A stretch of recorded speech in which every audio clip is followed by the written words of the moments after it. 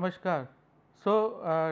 Yesterday in the class we discussed about the resistance, inductance and capacitance, and we saw the response of those circuits when they are connected in series, parallel, combination. So, today we will see particularly the capacitor and inductor phasor relationship with respect to voltage and current. So, for inductor, let us assume that the current is I is equal to I m cos omega t plus phi, right. So, the voltage across. So, let us see the performance of inductor voltage and current with respect to phasor in the inductor. Let us say the current in the inductor is I is equal to I m cos omega t plus phi. So, as we know that the voltage across the inductor can be defined as L di by dt. So, in this case the voltage would be, if you differentiate the current I with respect to time, you will get minus omega L I m sin omega t plus phi. Now, we discussed couple of lectures back that if you have minus of sin theta, you can represent it in the form of cos as cos theta plus 90 degree.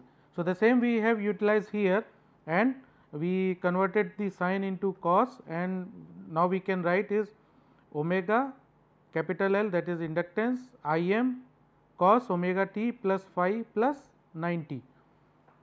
So, now how you will represent the voltage in phasor terms? This term is anyway constant. So, you can write it like omega L I m, then the cos term which you are seeing here, you can represent in the form of Euler form. So, how you will write? You will write e to the power j phi plus 90. So, this would be the phasor representation of the voltage which we just derived. And now, this term you can separate it as e to the power j phi and e to the power j 90. Now, if you see this term, what you will write? As you know that e to the power j phi is nothing but cos phi plus j sin phi. So, instead of phi, if you write 90 degree, so e to the power j 90 will become j, because cos 90 will be 0, j 90 will be simply j. So, this term can be simplified as j omega L I m e to the power j phi. Now, if you see this particular term, this is nothing but the phasor representation of current. So, you can simply write capital I in bold, that shows that this is the phasor representation of current. So, you can simplify the voltage phasor is nothing but j omega L into phasor I. Now, what is this term? This term is basically the inductive reactance. So, in simple term we represent it like X L. So, what does it mean? If you correlate with the Ohm's law, you will see that voltage is represented as R into I. So, if you correlate that Ohm's law with this particular equation, you can easily say that this is something which resists the flow, and that is why it is called inductive reactance in case of inductor. Now, if you plot the current and voltage phasor on the plane, so you will have in the x axis you will have real value, and on the y axis you will have imaginary value, and if you plot current, so it will be phasor will be in one particular direction, making phi angle from real axis. So, this would be the phasor of current I. Now, if you see phasor for voltage, if you see this particular equation, you will come to know that voltage is leading current by 90 degree. So, the voltage phasor would be 90 degree leading with respect to current, and it has some value. So, the value would be omega L Im. So, that is what we have derived for voltage. So, here the value would be different, but the current would be lagging with respect to voltage. So, if you see the phasor diagram, it is clear that voltage is having 90 plus phi with respect to real axis, and it is having 90 degree leading with respect to current. Now, let us talk about the capacitor. Suppose the voltage across capacitor is given as V is equal to Vm cos omega t plus phi, then how you will calculate the current? You will utilize this equation I is equal to C dV by dt. It means that you have to simply differentiate the voltage term, and you will get current I is nothing but minus omega C Vm sin omega t plus phi. Now, as we did in case of inductor, we can replace the sin term with cos, and we add 90 degree to make it positive, because negative sign will be removed here, and it is good for phasor representation. Now, what we can present in terms of phasor? Let us say that a phasor for current I is I in bold, and omega C Vm is the constant term, then cos omega t plus phi plus 90 can be represented in Euler form as e to the power j phi plus 90, and then if you separate it, you will get omega C Vm e to the power j phi into e to the power j 90, and if you simplify, you will simply get j omega C into V. So, now if you write voltage V is nothing but I upon j omega C, what will happen? The term 1 upon j omega C is again similar to what we saw in case of inductor or what we saw in case of resistance. So, in case of resistance also the term was V is equal to R into I. So, if you correlate, this will also have the property to resist the flow. So, what we will write this will simply write as Xc, which is symbolized as capacitive reactance.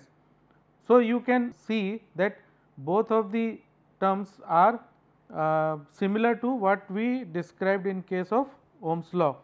Here, if you plot the voltage and current on the z plane image with the real axis on x axis and imaginary on the y axis, if you plot voltage V, which will have some phase angle phi with respect to real axis, then if you see this particular expression, you will come to know that current I is leading with respect to voltage by 90 degree. So, what we can say that in this case current will lead voltage by 90 degree. So, in both of the cases, whether it is inductor or capacitor, voltage and current would be 90 degree out of phase. So, when you compare with the resistor where voltage and current both are in phase, in this case capacitor and inductor both will be out of phase. In case of inductor, current will be lagging with respect to voltage by 90 degree, while in case of capacitor current would be leading by 90 degree with respect to voltage. Now, let us take one example so that you can better understand the term of phasor. Let us see that voltage, suppose voltage V is equal to 12 cos 60 t plus 45 degree is applied to one inductor having value of 0.1 Henry. If we are asked to find the steady state current through inductor, we will use the term which we just derived, that is I phasor is nothing but V phasor divided by j omega L. Now, voltage phasor you can take from here. So, that is nothing but 12 angle 45 degree divided by j omega L. So, omega is 60, which you can see from here, multiplied by the value of inductor, that is 0.1 Henry. So, what you can write the lower term would be 6 angle 90 degree. Why 90 degree has come? Because J term is there. So, the J can be simply written as 1 angle 90 degree. So, here if you multiply J with 1 angle 90 degree, you will get 6 angle 90 degree as a denominator, and when you simplify, the 12 will become 2 when you divide it by 6, and then 45 minus 90 degree would be the final phase angle, that is minus 45 degree ampere.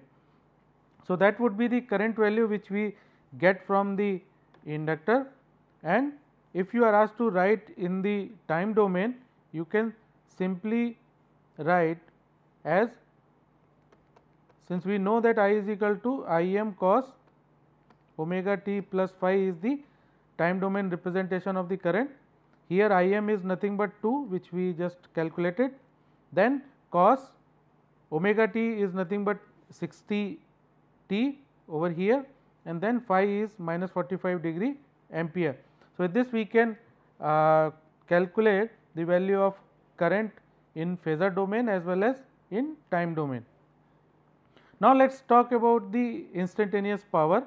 Instantaneous power is the power at any instant of time consumed by an element or being supplied by any voltage or current source. So, instantaneous power P t absorbed by any element is the product of instantaneous voltage V t and the instantaneous current I t which is flowing through it. So, in mathematical terms, what we can write? We can write P t is nothing but voltage V multiplied by current I, both are in time domain. So, how we will calculate the value of power? Suppose we have voltage V as V m cos omega t plus theta V is the phase for voltage, and I t is nothing but I m cos omega t plus theta I. So, that is theta I for current. Now, here V m and I m are the amplitudes and theta V and theta I are the phase angles for the voltage and current respectively. Now, if you put these value in the equation, that is P t is nothing but V in time domain and current I in time domain, you will get V m I m cos omega t plus theta V into cos omega t plus theta I. Now, if you do some simple mathematical or trigonometric operation, you will get this term. How you got this term? Now, let us assume that this angle is A and this angle is B. So, if you recollect the previous lectures, we discussed cos A minus B is nothing but cos A cos B plus sin A sin B. Similarly, cos A plus B is nothing but cos A cos B minus sin A sin B. So, if you sum up these two equations, what you will get? 2 times cos A cos B is nothing but cos A minus B plus cos A plus B. So, now if you see, correlate this equation with the term of cos A cos B, because A we have assumed that omega t plus theta V and cos and B we have assumed omega t plus theta I. So, now if you correlate and substitute the term of A and B, you will get the equation called 1 by 2 V m I m cos theta V minus theta I plus 1 by 2 V m I m cos 2 omega t plus theta V plus theta I, because A minus V will become theta V minus theta I and A plus B will become 2 omega t plus theta V plus theta I. So, in this way we can represent that the instantaneous power is the summation of two terms. Now, if you carefully see these two terms, the first term is constant because there is no time dependent portion available in this particular term. While if you see the second part, it has the sinusoidal part which has a frequency of twice the frequency of voltage or current. So, these two terms are defining the instantaneous power. Now, if you see this term, you can say that instantaneous power changes with time, therefore, it will be difficult to measure. So, what we measure in general? We measure in general the average power because it is more convenient to measure. And in fact, if you see the wattmeter is using is measuring the average power than the instantaneous power. So, let us see how we will calculate the average power from the previous equation which we derived. So, average power we can represent in watts would be the average of instantaneous power over one particular time period. So, how you will represent it mathematically? You will say that the average power P is nothing but the 1 upon T integral between 0 to T Pt dt, means that you are taking the average of instantaneous power over one particular time period. So, what we derived previously? We derived previously the instantaneous power is nothing but one constant term and plus one sinusoidally varying term. So, we will use the same term for Pt here.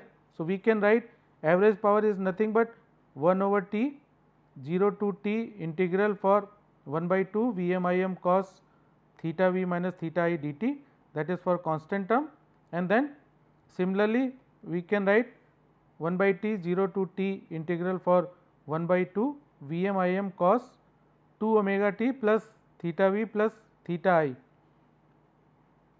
and dt term will be there. So, with this you can calculate the average power. Now, you need not to worry about how to integrate these two terms. You can just simply look at these two terms, you can identify what would be the value of average power. How? Let us see the first term. First term is anyway constant. So, the average of the constant will always remain constant. So, this term will remain same as it is after integration. But if you see the second term is sinusoid, and as we know that the average of sinusoid over a time period is 0. How? Let us see, if you see a particular sinusoid, the area under the positive side would be equal for area below the x axis. So, if you take the average over a particular time period t, the positive will cancel out negative. So, eventually the average of this sinusoid over a time period would remain 0. So, we can say that average of sinusoid over particular time period is 0. So, the final term which you will get from the integration which we saw previously, this term will become 0, and finally what we left with is this term, and what we can say that average power is nothing but 1 by 2 Vm Im cos theta v minus theta I. So, this is nothing but the constant term which is left from the instantaneous power expression. So, we can say that the average power P is nothing but the constant term which we have got from the instantaneous power. Now, if you see that particular expression, that is average power P is nothing but 1 by 2 Vm Im cos theta v minus theta I. If you put the value theta v equal to theta I, that means both voltage and current are in phase. So, if both voltage and current are in phase, that means that the circuit is purely resistive. Now, if the circuit is purely resistive, the average power can be given by P is nothing but 1 by 2 Vm Im, because theta V minus theta I will become 0. So, cos of 0 will be 1, and we can simply write average power across the resistive element would be 1 by 2 Vm Im, or simply you can say 1 by 2 Im square R, because V is nothing but I into R. Now, the second case is that so in case of resistive load, you can say that the circuit will always absorb power. In second case, when suppose theta V minus theta I is the difference of angles is 90 degree, that may be positive or negative, it means that the circuit is purely reactive. That means that the circuit is having only inductive or capacitive elements. In that case, what will happen to average power? Average power P would be 1 by 2 Vm Im cos 90, and then cos 90 is 0. So, average power will be 0. So, in this case, what you can say that in case of purely reactive circuit, the circuit will not absorb any average power. So, these are the two important boundary conditions for this particular average power calculation, where you can demonstrate that one is for purely resistive and second is for purely reactive. Now, let us take one example so that you can understand what we discussed till now. Now, if you are asked to find the instantaneous and average power absorbed by a passive linear circuit, and if it is excited by some voltage V, that is given as 120 cos 377 t plus 45 degree.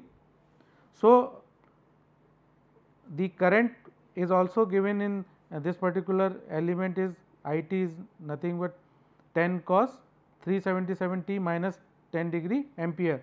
So, voltage V and current both are given. What we have to do? We have to find out the value of instantaneous as well as average power. So, instantaneous power P t can be given as multiplication of instantaneous voltage and current. So, here you can simply put the value of V and I. What you will get? You will get 1200 cos 377 t plus 45 degree into cos 377 t minus 10 degree. So, again what we discussed previously, you can say that this is A and this is B. You can utilize cos A cos B value, that is nothing but 1 by 2 cos A plus B plus cos A minus B. When you simplify, what you will get? You will get 600 cos 754 t plus 35 degree plus cos 55 degree. So, if you simplify, you will get one constant term, as we got in the case of instantaneous power derivation, and plus one sinusoidally varying term. Here this will be twice the value of original omega. So, you got one constant term plus one sinusoidally varying term for instantaneous power. Now, how you will calculate average power? For calculation of average power, we came to know that the constant term which we get from the instantaneous power is nothing but the total average power. So, from here itself you can say that the average power is 344.2 watt. But how you will verify whether it is correct or not? Let us calculate the average power with the equation which we just derived for average power, that is P is nothing but 1 by 2 Vm Im cos theta V minus theta I. Now, put the values of those terms. Here Vm is 120, Im is 10, and cos theta v is 45 and theta I is minus 10. So, if you simplify again, you will get the same value which we just saw in the instantaneous power calculation.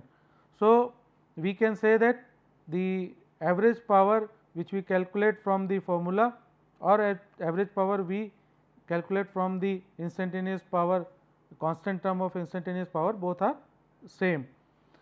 So, this you can verify the values. So, with this we finish our today's class.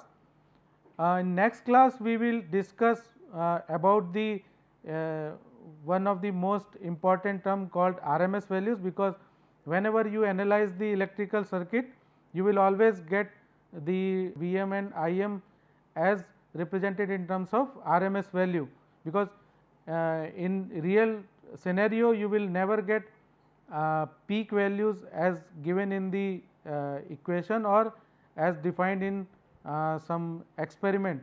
You will always encounter the RMS value. So, we will see how we can derive the RMS value with the help of the peak values and the sinusoidal term. As for example, if you see here, you will always get peak value of voltage and you will always get peak value of current.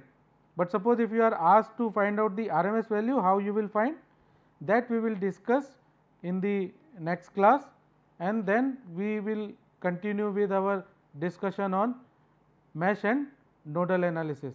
Thank you.